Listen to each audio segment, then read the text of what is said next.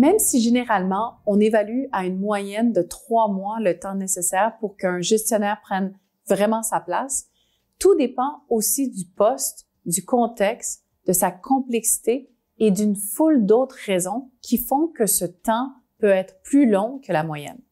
Je souhaite revenir sur 2 questions qui me sont souvent posées pendant mes interventions concernant la succession et la prise de pouvoir.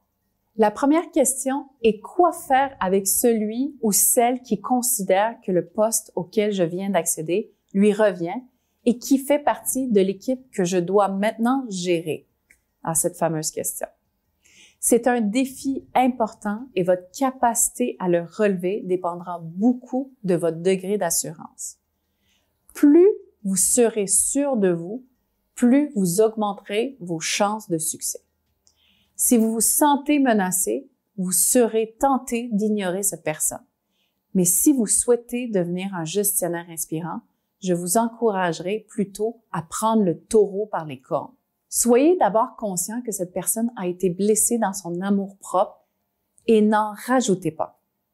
Informez-vous auprès de vos supérieurs sur les raisons pour lesquelles cette personne n'a pas été nommée à votre place. Il se peut qu'elle ne soit pas apte à occuper ce poste et qu'elle ait une perception erronée de ses véritables compétences. Il se peut aussi que ce soit un bon deuxième et que vous l'avez devancé seulement que de quelques points. Dans un cas comme dans l'autre, vous ne gagnerez pas à isoler cette personne-là. Elle fait partie dorénavant de votre équipe. Abordez la question avec lui ou elle de manière à être franche et respectueuse. Rappelez-lui que c'est vous qui avez été nommé, mais que vous aimeriez compter sur sa collaboration, sur sa pleine collaboration. La deuxième question qui revient souvent est où trouver l'aide pour faciliter mon intégration?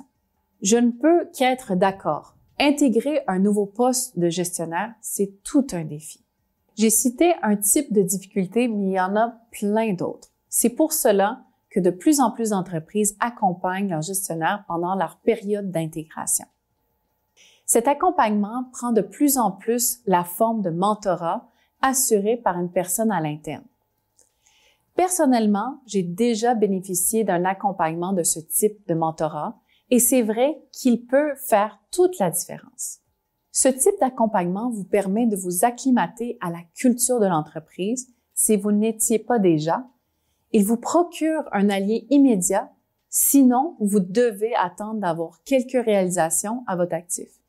Il vous permet aussi de ventiler, c'est-à-dire d'exprimer vos frustrations sans crainte d'être jugé. Finalement, il vous permet de réfléchir à voix haute avec quelqu'un qui peut vous éviter de spéculer inutilement.